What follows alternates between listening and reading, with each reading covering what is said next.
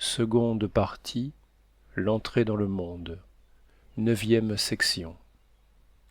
Vers la fin de cette première semaine du mois de décembre, Rastignac reçut 2 lettres, l'une de sa mère, l'autre de sa sœur aînée. Ces écritures si connues le firent à la fois palpiter d'aise et trembler de terreur.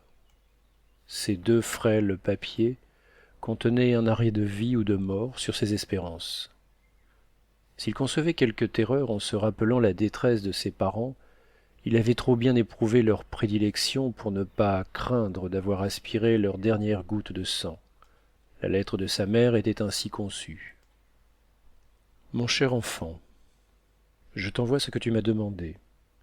Fais un bon emploi de cet argent. Je ne pourrais, quand il s'agirait de te sauver la vie, trouver une seconde fois une somme si considérable sans que ton père en fût instruit, ce qui troublerait l'harmonie de notre ménage. Pour nous la procurer, nous serions obligés de donner des garanties sur notre terre. Il m'est impossible de juger le mérite de projets que je ne connais pas. Mais de quelle nature sont-ils donc pour te faire craindre de me les confier? Cette explication ne demandait pas des volumes.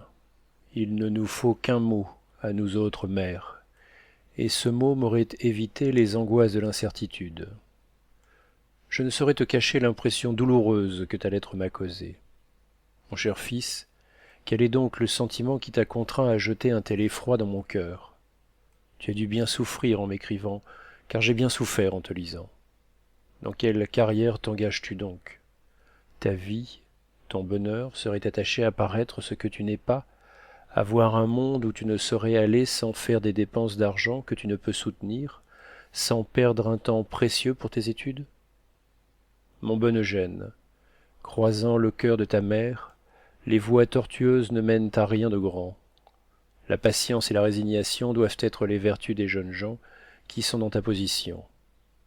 Je ne te gronde pas, je ne voudrais communiquer à notre offrande aucune amertume. Mes paroles sont celles d'une mère aussi confiante que prévoyante. Si tu sais quelles sont tes obligations, je sais moi combien ton cœur est pur, combien tes intentions sont excellentes. Aussi puis-je te dire sans crainte, va mon bien-aimé, marche. Je tremble parce que je suis mère, mais chacun de tes pas sera tendrement accompagné de nos yeux et de nos bénédictions. Sois prudent, cher enfant. Tu dois être sage comme un homme. Les destinées de 5 personnes qui te sont chères reposent sur ta tête. Oui, toutes nos fortunes sont en toi, comme ton bonheur est le nôtre. Nous prions tous Dieu de te seconder dans tes entreprises. Ta tante Marcillac a été, dans cette circonstance, d'une bonté inouïe. Elle allait jusqu'à concevoir ce que tu me dis de tes gants. Mais elle a un faible pour l'aîné, disait-elle gaiement. Mon Eugène, aime bien ta tante. Je ne te dirai ce qu'elle a fait pour toi que quand tu auras réussi. Autrement, son argent te brûlerait les doigts. Vous ne savez pas, enfant, ce que c'est que de sacrifier des souvenirs. Mais que ne vous sacrifierait-on pas? Elle me charge de te dire qu'elle te baise au front et voudrait te communiquer par ce baiser la force d'être souvent heureux. Cette bonne et excellente femme t'aurait écrit si elle n'avait pas la goutte au doigt. Ton père va bien. La récolte de 1819 passe nos espérances. Adieu, cher enfant. Je ne dirai rien de tes sœurs. Laure t'écrit. Je lui laisse le plaisir de babiller sur les petits événements de la famille. Fasse le ciel que tu réussisses. Oh oui, réussis, mon Eugène. Tu m'as fait connaître une douleur trop vive pour que je puisse la supporter une seconde fois. J'ai su ce que c'était d'être pauvre en désirant la fortune pour la donner à mon enfant. Allons, adieu. Ne nous laisse pas sans nouvelles et prends ici le baiser que ta mère t'envoie. Quand Eugène eut achevé cette lettre, il était en pleurs. Il pensait au père Goriot tordant son vermeil et le vendant pour aller payer la lettre de change de sa fille. Ta mère a tordu ses bijoux, se disait-il. Ta tante a pleuré sans doute en vendant quelques-unes de ses reliques. De quel droit maudirais-tu Anastasie? Tu viens d'imiter pour l'égoïsme de ton avenir ce qu'elle a fait pour son amant. Qui d'elle ou de toi vaut mieux? L'étudiant se sentit les entrailles rongées par une sensation de chaleur intolérable. Il voulait renoncer au monde, il voulait ne pas prendre cet argent. Il éprouva ces nobles et beaux remords secrets dont le mérite est rarement apprécié par les hommes quand ils jugent leurs semblables, et qui font souvent absoudre par les anges du ciel le criminel condamné par les juristes de la terre. Rastignac ouvrit la lettre de sa sœur, dont les expressions innocemment gracieuses lui rafraîchirent le cœur. Ta lettre est venue bien à propos, cher frère. Agathe et moi, nous voulions employer notre argent de tant de manières différentes que nous ne savions plus à quel achat nous résoudre. Tu as fait comme le domestique du roi d'Espagne quand il a renversé les montres de son maître. Tu nous as mises d'accord. Vraiment, nous étions constamment en querelle pour celui de nos désirs, auquel nous donnerions la préférence. Et nous n'avions pas deviné, mon bon Eugène, l'emploi qui comprenait tous nos désirs. Agathe a sauté de joie. Enfin, nous avons été comme deux folles pendant toute la journée. À telle enseigne, entre parenthèses style de tante, que ma mère nous disait de son air sévère: mais qu'avez-vous donc, mesdemoiselles? Si nous avions été grondées un brin, nous en aurions été, je crois, encore plus contentes. Une femme doit trouver bien du plaisir à souffrir pour celui qu'elle aime. Moi seule étais rêveuse et chagrine au milieu de ma joie. Je ferais sans doute une mauvaise femme, je suis trop dépensière. Je m'étais acheté 2 ceintures, un joli poinçon pour percer les œillets de mes corsets, des niaiseries, en sorte que j'avais moins d'argent que cette grosse Agathe, qui est économe et entasse ses écus comme une pie. Elle avait 200 francs. Moi, mon pauvre ami, je n'ai que 50 écus. Je suis bien puni. Je voudrais jeter ma ceinture dans le puits. Il me sera toujours pénible de la porter. Je t'ai volé. Agathe a été charmante. Elle m'a dit: envoyons les 350 francs à nous deux. Mais je n'ai pas tenu à te raconter les choses comme elles se sont passées. Sais-tu comment nous avons fait pour obéir à tes commandements? Nous avons pris notre glorieux argent, nous sommes allés nous promener toutes deux, et quand une fois nous avons eu gagné la grande route, nous avons couru à Ruffec, où nous avons tout bonnement donné la somme à monsieur Grimbert, qui tient le bureau des messageries royales.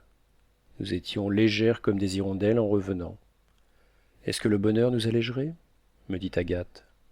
Nous nous sommes dit 1000 choses que je ne vous répéterai pas, monsieur le Parisien. Il était trop question de vous. Ô cher frère, nous t'aimons bien. Voilà tout en 2 mots.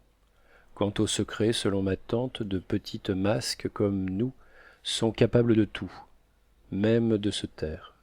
Ma mère est allée mystérieusement à Angoulême avec ma tante, et toutes deux ont gardé le silence sur la haute politique de leur voyage, qui n'a pas eu lieu sans de longues conférences, d'où nous avons été bannis, ainsi que monsieur le baron. De grandes conjectures occupent les esprits dans l'état de Rastignac. La robe de mousseline semée de fleurs à jour que brodent les infantes pour sa majesté la reine avance dans le plus profond secret. Il n'y a plus que 2 lèzes à faire. Il a été décidé qu'on ne ferait pas de mur du côté de Verteuil, il y aura une haie. Le menu peuple y perdra des fruits, des espaliers, mais on y gagnera une belle vue pour les étrangers. Si l'héritier présomptif avait besoin de mouchoirs, il est prévenu que la douairière de Marcillac, en fouillant dans ses trésors et ses malles, désignés sous le nom de Pompeia et d'Herculanum, a découvert une pièce de belle toile de Hollande, qu'elle ne se connaissait pas. Les princesses Agathe et Laure mettent à ses ordres leurs fils, leurs aiguilles, et des mains toujours un peu trop rouges.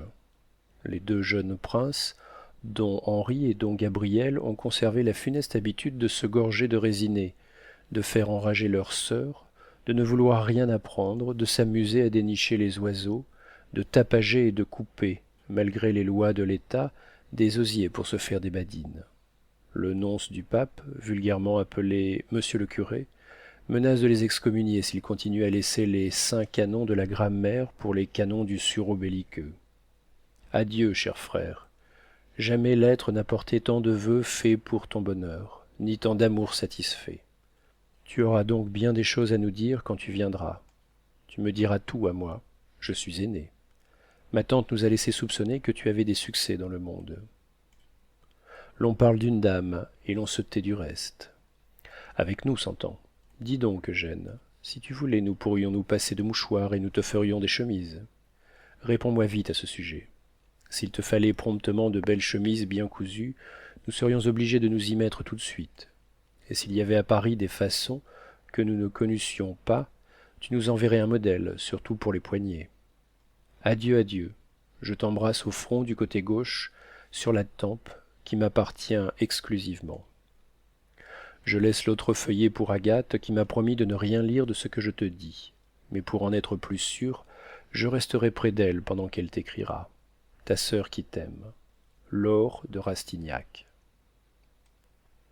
Oh oui, se dit Eugène, oui, la fortune à tout prix. Des trésors ne paieraient pas ce dévouement. Je voudrais leur apporter tous les bonheurs ensemble. 1550 francs, se dit-il après une pause. Il faut que chaque pièce porte coup. Laure a raison, nom d'une femme. Je n'ai que des chemises de grosse toile. Pour le bonheur d'un autre, une jeune fille devient rusée autant qu'un voleur. Innocente pour elle et prévoyante pour moi. Elle est comme l'ange du ciel qui pardonne les fautes de la terre sans les comprendre. Le monde était à lui. Déjà son tailleur avait été convoqué, sondé, conquis. En voyant monsieur de Trailles, Rastignac avait compris l'influence qu'exercent les tailleurs sur la vie des jeunes gens. Hélas, il n'existe pas de moyenne entre ces deux termes. Un tailleur est ou un ennemi mortel, ou un ami donné par la facture. Eugène rencontra dans le sien un homme qui avait compris la paternité de son commerce, et qui se considérait comme un trait d'union entre le présent et l'avenir des jeunes gens. Aussi, Rastignac reconnaissant a-t-il fait la fortune de cet homme par un de ces mots auxquels il excella plus tard. Je lui connais, disait-il, 2 pantalons qui ont fait faire des mariages de 20 000 livres de rente. 1500 francs et des habits à discrétion. En ce moment le pauvre méridional ne douta plus de rien, et descendit au déjeuner avec cet air indéfinissable que donne à un jeune homme la possession d'une somme quelconque. À l'instant où l'argent se glisse dans la poche d'un étudiant, il se dresse en lui-même une colonne fantastique sur laquelle il s'appuie. Il marche mieux qu'auparavant, il se sent un point d'appui pour son levier, il a le regard plein, direct, il a les mouvements agiles. La veille, humble et timide, il aurait reçu des coups. Le lendemain, il en donnerait à un Premier ministre. Il se passe en lui des phénomènes inouïs. Il veut tout et peut tout. Il désire à tort et à travers. Il est gai, généreux, expansif. Enfin, l'oiseau naguère sans aile a retrouvé son envergure. L'étudiant sans argent happe un brin de plaisir comme un chien qui dérobe un os à travers 1000 périls. Il le casse, en suce la moelle et court encore. Mais le jeune homme qui fait mouvoir dans son gousset quelques fugitives pièces d'or déguste ses jouissances, il les détaille, il s'y complaît, il se balance dans le ciel, il ne sait plus ce que signifie le mot misère. Paris lui appartient tout entier. Âge où tout est luisant, où tout scintille et flambe, âge de forces joyeuses dont personne ne profite, ni l'homme, ni la femme. Âge des dettes et des vives craintes qui décuplent tous les plaisirs. Qui n'a pas pratiqué la rive gauche de la Seine, entre la rue Saint-Jacques et la rue des Saints-Pères, ne connaît rien à la vie humaine. Ah, si les femmes de Paris savaient, se disait Rastignac en dévorant les poires cuites, à 1 liard la pièce, servies par madame Vauquer, elles viendraient se faire aimer ici. En ce moment, un facteur des messageries royales se présenta dans la salle à manger après avoir fait sonner la porte à claire-voix. Il demanda monsieur Eugène de Rastignac, auquel il tendit 2 sacs à prendre et un registre à émarger. Rastignac fut alors sanglé comme d'un coup de fouet par le regard profond que lui lança Vautrin. « Vous aurez de quoi payer des leçons d'armes et des séances au tir, lui dit cet homme. Les galions sont arrivés, lui dit madame Vauquer en regardant les sacs. Mademoiselle Michonneau craignait de jeter les yeux sur l'argent, de peur de montrer sa convoitise. Vous avez une bonne mère, dit madame Couture. Monsieur a une bonne mère, répéta Poiret. Oui, la maman s'est saignée, dit Vautrin. Vous pourrez maintenant faire vos farces, aller dans le monde, y pêcher des dots et danser avec des comtesses qui ont des fleurs de pêcher sur la tête. Mais croyez-moi, jeune homme, fréquentez le tir. Vautrin fit le geste d'un homme qui vise son adversaire. Rastignac voulut donner pour boire au facteur et ne trouva rien dans sa poche. Vautrin fouilla dans la sienne et jeta 20 sous à l'homme. Vous avez bon crédit, reprit-il en regardant l'étudiant. Rastignac fut forcé de le remercier, quoique depuis les mots aigrement échangés, le jour où il était revenu de chez madame de Beauséant, cet homme lui fut insupportable. Pendant ces 8 jours, Eugène et Vautrin étaient restés silencieusement en présence et s'observaient l'un l'autre. L'étudiant se demandait vainement pourquoi.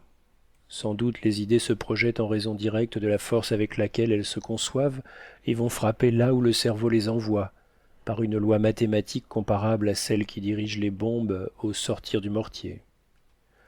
Divers en sont les effets. S'il est des natures tendres où les idées se logent et qu'elles ravagent, il est aussi des natures vigoureusement munies, des crânes à remparts d'airain sur lesquels les volontés des autres s'aplatissent et tombent comme les balles devant une muraille. Puis il est encore des natures flasques et cotonneuses où les idées d'autrui viennent mourir comme des boulets s'amortissent dans la terre molle des redoutes. Rastignac avait une de ces têtes pleines de poudre qui sautent au moindre choc. Il était trop vivacement jeune pour ne pas être accessible à cette projection des idées, à cette contagion des sentiments dont tant de bizarres phénomènes nous frappent à notre insu. Sa vue morale avait la portée lucide de ses yeux de lynx. Chacun de ses doubles sens avait cette longueur mystérieuse, cette flexibilité d'aller et de retour qui nous émerveille chez les gens supérieurs, bretteurs habiles à saisir le défaut de toutes les cuirasses. Depuis 1 mois, il s'était d'ailleurs développé chez Eugène autant de qualités que de défauts.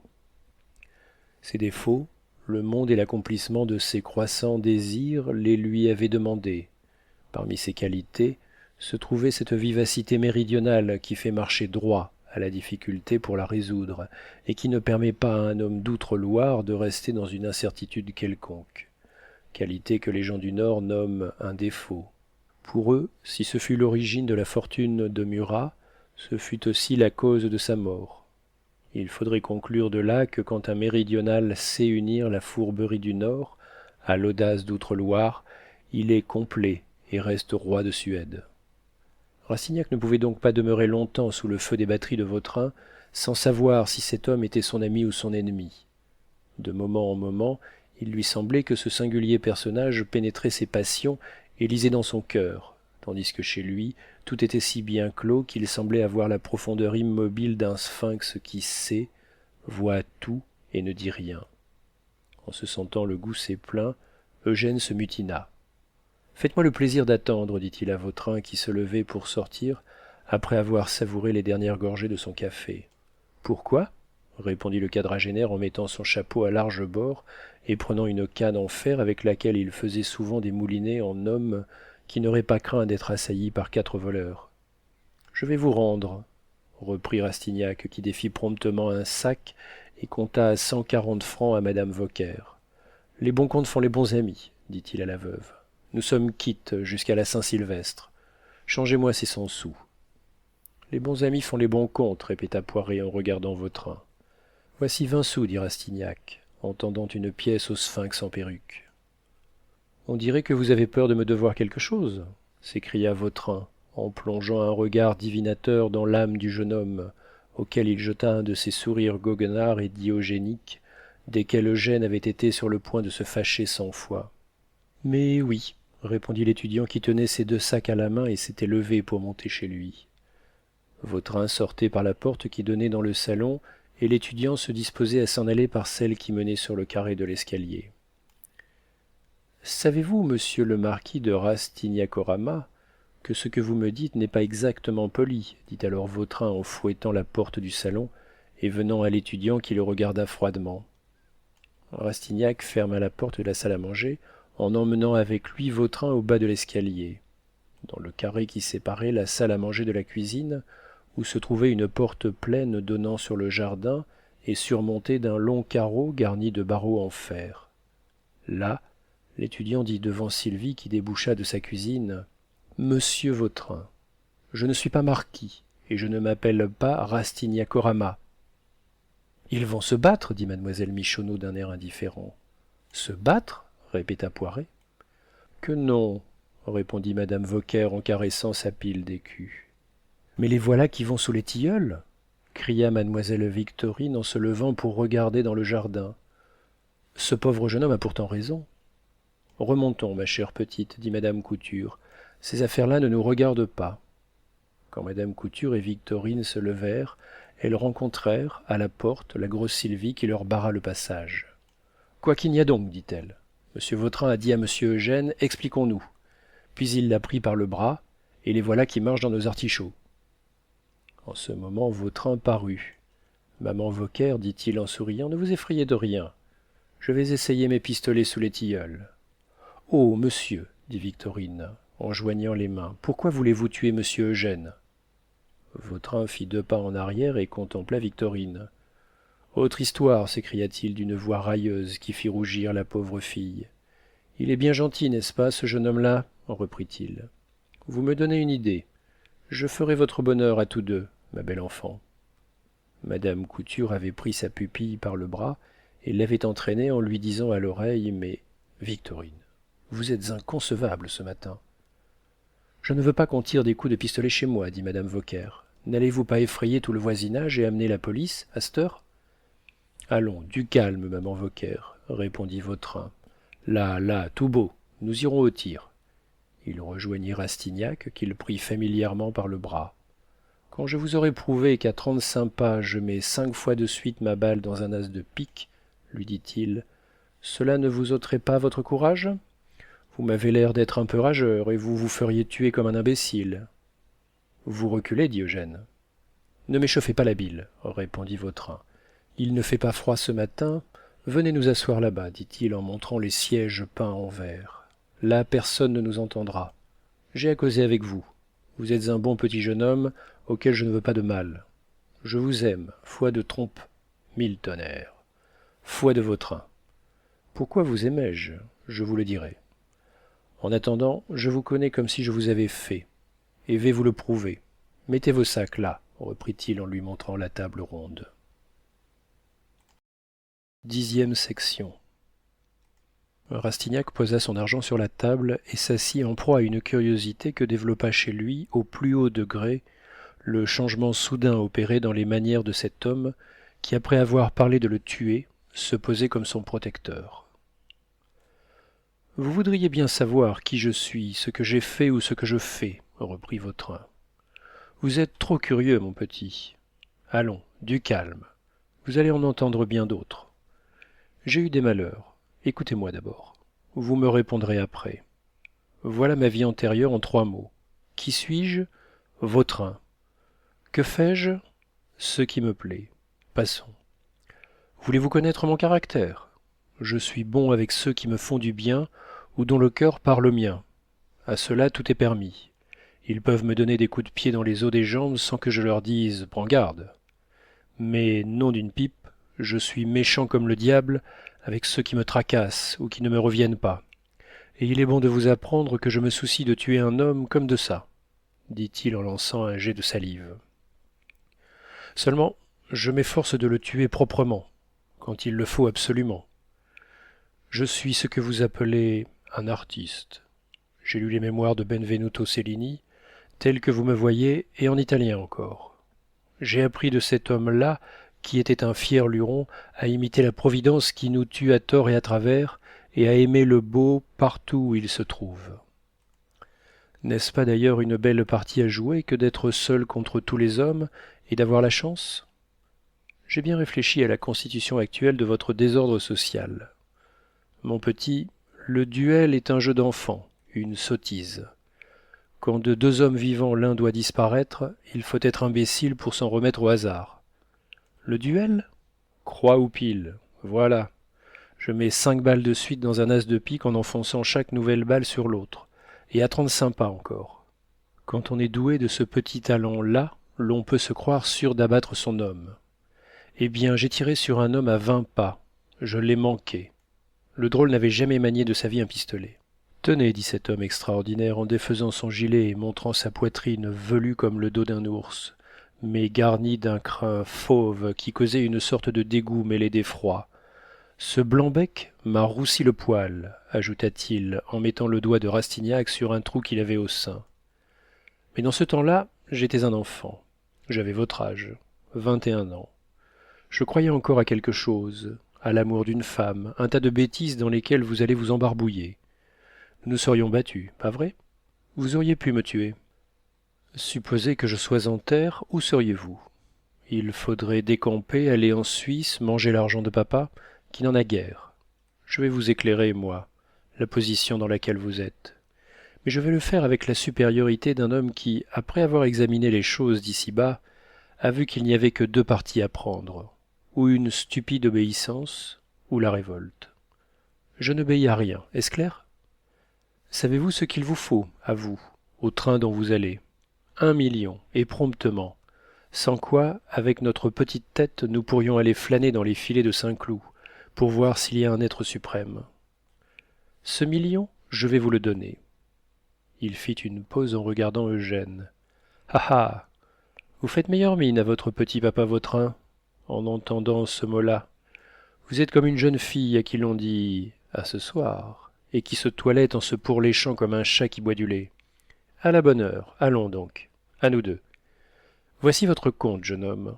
Nous avons là-bas papa, maman, grand-tante, 2 sœurs, 18 et 17 ans, 2 petits frères, 15 et 10 ans. Voilà le contrôle de l'équipage. La tante élève vos sœurs, le curé vient apprendre le latin aux 2 frères. La famille mange plus de bouillie de marron que de pain blanc. Le papa ménage ses culottes, maman se donne à peine une robe d'hiver et une robe d'été. Nos sœurs font comme elles peuvent. Je sais tout, j'ai été dans le Midi.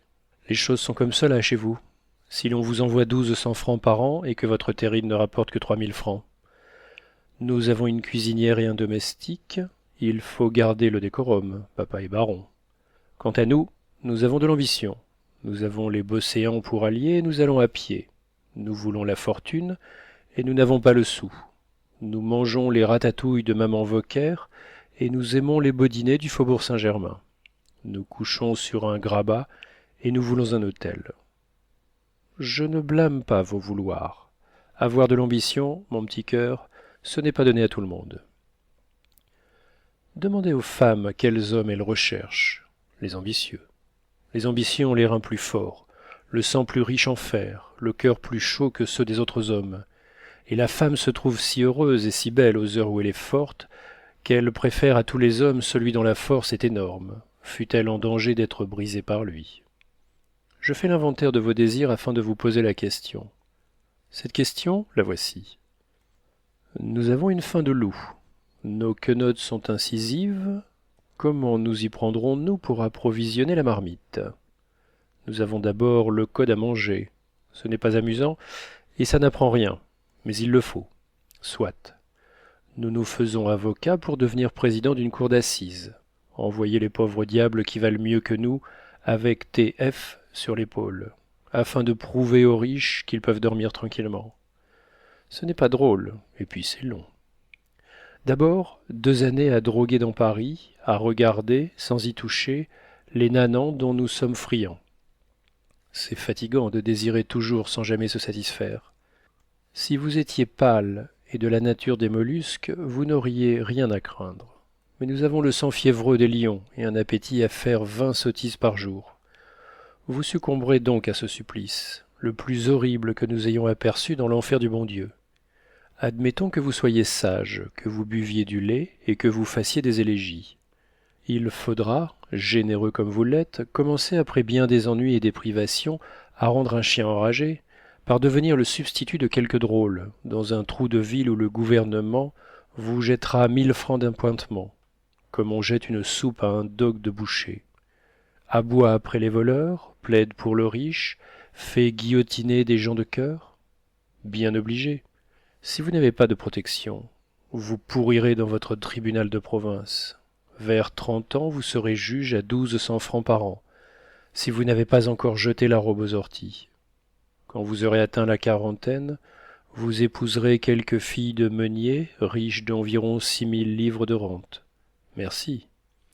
Ayez des protections, vous serez procureur du roi à 30 ans, avec 1000 écus d'appointements, et vous épouserez la fille du maire.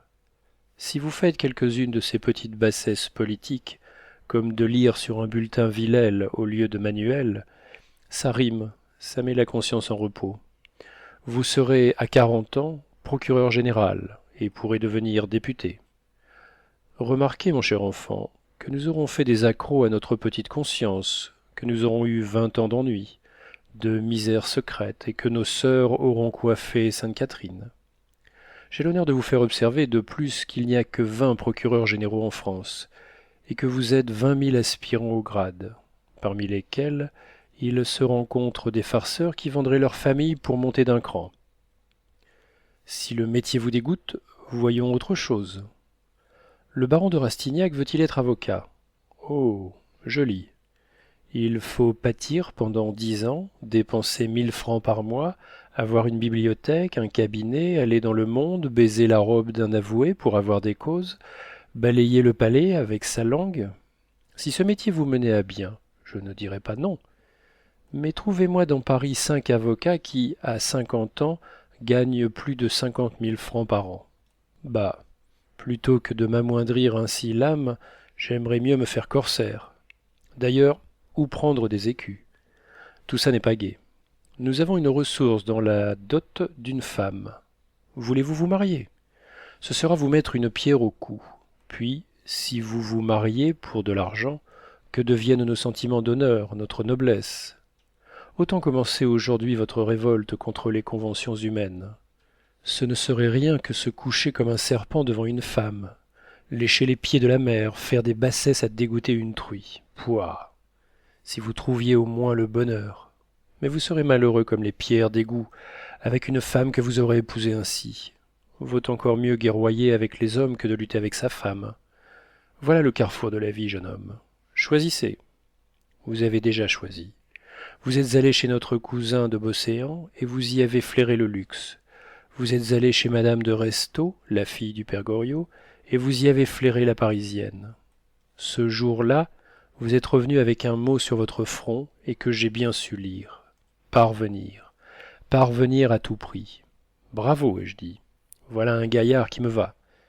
Il vous a fallu de l'argent? Où en prendre? Vous avez saigné vos sœurs. Tous les frères flouent plus ou moins leurs sœurs. Vos 1500 francs arrachés, Dieu sait comme, dans un pays où l'on trouve plus de châtaignes que de pièces de 100 sous, vont filer comme des soldats à la maraude. Après, que ferez-vous? Vous travaillerez? Le travail, compris comme vous le comprenez en ce moment, donne dans les vieux jours un appartement chez maman Vauquer à des gars de la force de Poiret. Une rapide fortune est le problème que se proposent de résoudre en ce moment 50 000 jeunes gens qui se trouvent tous dans votre position. Vous êtes une unité de ce nombre-là. Jugez des efforts que vous avez à faire et de l'acharnement du combat. Il faut vous manger les uns les autres comme des araignées dans un pot, attendu qu'il n'y a pas 50 000 bonnes places. Savez-vous comment on fait son chemin ici? Par l'éclat du génie ou par l'adresse de la corruption? Il faut entrer dans cette masse d'hommes comme un boulet de canon, aussi glissé comme une peste. L'honnêteté ne sert à rien. L'on plie sous le pouvoir du génie, on le hait, on tâche de le calomnier parce qu'il prend sans partager. Mais on plie s'il persiste. En un mot, on l'adore à genoux quand on n'a pas pu l'enterrer sous la boue. La corruption est en force, le talent est rare. Ainsi, la corruption est l'arme de la médiocrité qui abonde, et vous en sentirez partout la pointe. Vous verrez des femmes dont les maris ont 6 000 francs d'appointements pour tout potage et qui dépensent plus de 10 000 francs à leur toilette. Vous verrez des employés à 1200 francs acheter des terres. Vous verrez des femmes se prostituer pour aller dans la voiture du fils d'un pair de France, qui peut courir à Longchamp sur la chaussée du milieu. Vous avez vu le pauvre bêta de père Goriot, obligé de payer la lettre de change endossée par sa fille, dont le mari a 50 000 livres de rente. Je vous défie de faire 2 pas dans Paris sans rencontrer des manigances infernales. Je parierai ma tête contre un pied de cette salade que vous donnerez dans un guêpier chez la première femme qui vous plaira, fût-elle riche, belle et jeune. Toutes sont bricolées par les lois, en guerre avec leurs maris à propos de tout. Je n'en finirais pas s'il fallait vous expliquer les trafics qui se font pour des amants, pour des chiffons, pour des enfants, pour le ménage ou pour la vanité, rarement par vertu, soyez-en sûrs. Aussi, l'honnête homme est-il l'ennemi commun? Mais que croyez-vous que soit l'honnête homme? À Paris, l'honnête homme est celui qui se tait et refuse de partager. Je ne vous parle pas de ces pauvres ilotes qui partout font la besogne sans être jamais récompensés de leurs travaux, et que je nomme la confrérie des savates du bon Dieu. Certes, là est la vertu dans toute la fleur de sa bêtise, mais là est la misère. Je vois d'ici la grimace de ces braves gens si Dieu nous faisait la mauvaise plaisanterie de s'absenter au jugement dernier. Si donc vous voulez promptement la fortune, il faut être déjà riche ou le paraître. Pour s'enrichir, il s'agit ici de jouer de grands coups, autrement on carotte, et votre serviteur. Si dans les 100 professions que vous pouvez embrasser, il se rencontre 10 hommes qui réussissent vite, le public les appelle des voleurs. Tirez vos conclusions. Voilà la vie telle qu'elle est. Ça n'est pas plus beau que la cuisine, ça pue tout autant, et il faut se salir les mains si l'on veut fricoter. Sachez seulement vous bien débarbouiller. Là est toute la morale de notre époque. Si je vous parle ainsi du monde, il m'en a donné le droit, je le connais. Croyez-vous que je blâme ? Du tout. Il a toujours été ainsi. Les moralistes ne le changeront jamais. L'homme est imparfait. Il est parfois plus ou moins hypocrite, et les niais disent alors qu'il a ou n'a pas de mœurs. Je n'accuse pas les riches en faveur du peuple. L'homme est le même en haut, en bas, au milieu. Il se rencontre par chaque million de ce haut bétail d'ilurons qui se mettent au-dessus de tout, même des lois. J'en suis. Vous, si vous êtes un homme supérieur, allez en droite ligne et la tête haute. Mais il faudra lutter contre l'envie, la calomnie, la médiocrité, contre tout le monde. Napoléon a rencontré un ministre de la guerre qui s'appelait Aubry et qui a failli l'envoyer aux colonies. Tâtez-vous. Voyez si vous pourrez vous lever tous les matins avec plus de volonté que vous n'en aviez la veille. Dans ces conjonctures, je vais vous faire une proposition que personne ne refuserait. Écoutez bien. Moi, voyez-vous, j'ai une idée. Mon idée est d'aller vivre de la vie patriarcale au milieu d'un grand domaine, 100 000 arpents par exemple, aux États-Unis, dans le Sud. Je veux m'y faire planteur, avoir des esclaves, gagner quelques bons petits millions à vendre mes bœufs, mon tabac, mes bois, en vivant comme un souverain, en faisant mes volontés, en menant une vie qu'on ne conçoit pas ici, où l'on se tapit dans un terrier de plâtre. Je suis un grand poète. Mes poésies, je ne les écris pas. Elles consistent en actions et en sentiments. Je possède en ce moment 50 000 francs qui me donneraient à peine 40 nègres. J'ai besoin de 200 000 francs parce que je veux 200 nègres, afin de satisfaire mon goût pour la vie patriarcale. Des nègres, voyez-vous, c'est des enfants tout venus, dont on fait ce qu'on veut sans qu'un curieux procureur du roi arrive vous en demander compte. Avec ce capital noir, en 10 ans, j'aurai 3 ou 4 millions. Si je réussis, personne ne me demandera « Qui es-tu » Je serai Monsieur 4 millions, citoyen des États-Unis. J'aurai 50 ans, je ne serai pas encore pourri, je m'amuserai à ma façon. En 2 mots, si je vous procure une dot d'1 million, me donnerez-vous 200 000 francs 20% de commission, hein. Est-ce trop cher? Vous vous ferez aimer de votre petite femme. Une fois marié, vous manifesterez des inquiétudes, des remords, vous ferez le triste pendant 15 jours. Une nuit, après quelques singeries, vous déclarerez entre 2 baisers 200 000 francs de dette à votre femme en lui disant « Mon amour ». Ce vaudeville est joué tous les jours par les jeunes gens les plus distingués. Une jeune femme ne refuse pas sa bourse à celui qui lui prend le cœur. Croyez-vous que vous y perdrez? Non. Vous trouverez le moyen de regagner vos 200 000 francs dans une affaire. Avec votre argent et votre esprit, vous amasserez une fortune aussi considérable que vous pourrez la souhaiter. Ergo, vous aurez fait. En 6 mois de temps, votre bonheur, celui d'une femme aimable et celui de votre papa Vautrin, sans compter celui de votre famille qui souffle dans ses doigts l'hiver, faute de bois. Ne vous étonnez ni de ce que je vous propose, ni de ce que je vous demande. Sur 60 beaux mariages qui ont lieu dans Paris, il y en a 47 qui donnent lieu à des marchés semblables. La chambre des notaires a forcé monsieur. Que faut-il que je fasse dit avidement Rastignac en interrompant Vautrin.